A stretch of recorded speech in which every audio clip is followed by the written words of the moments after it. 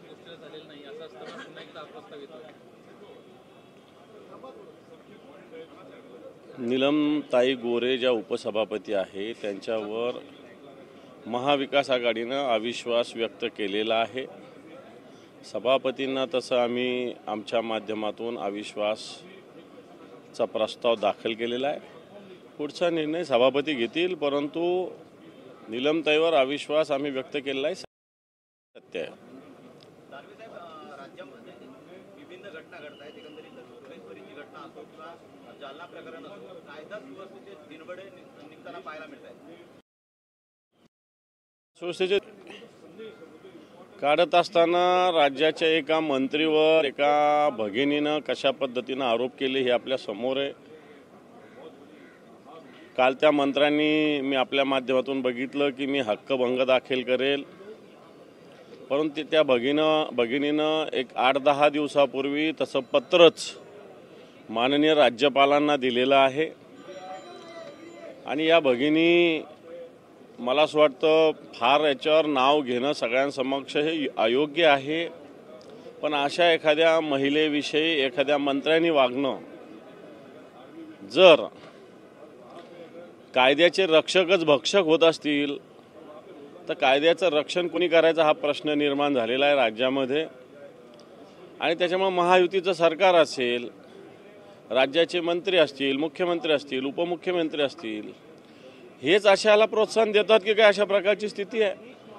गोरे यांनी आमदार रोहित पवार आणि त्याचबरोबर काही माध्यमांवर या संदर्भामध्ये हक्कभंग आणण्याचा प्रस्तावही दिलेला आहे, म्हणजे नोटीस बजावलेली आहे.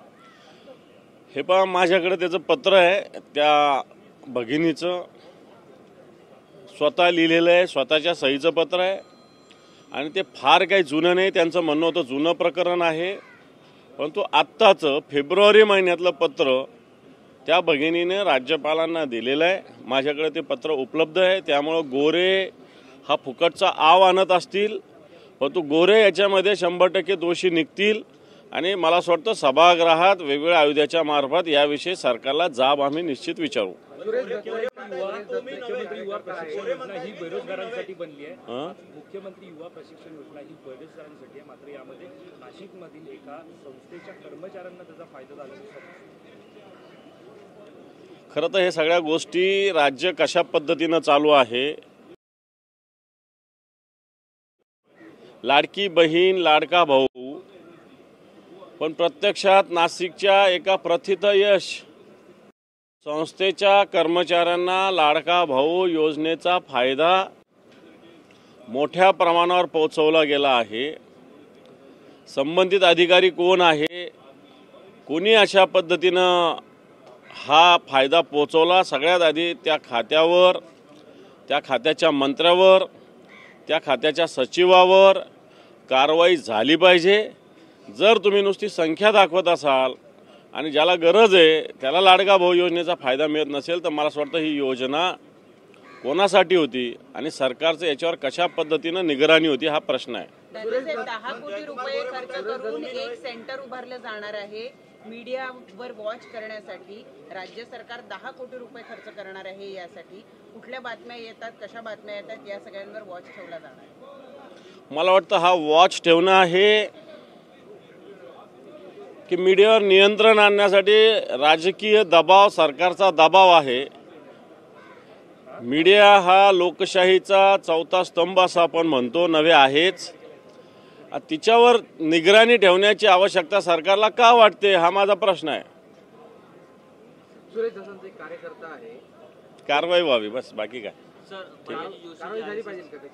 भैयाजी जोशी यांचे एक वक्तव्य जे आहे ते आज प्रसारमाध्यमांवर फिरत आहे. ते असं म्हणाले आहे की प्रत्येकानं मराठी शिकण्याची गरज नाही, घाटकोपरची भाषा गुजराती आहे तर तिथे लोकांनी गुजराती बोललं तरी चालेल.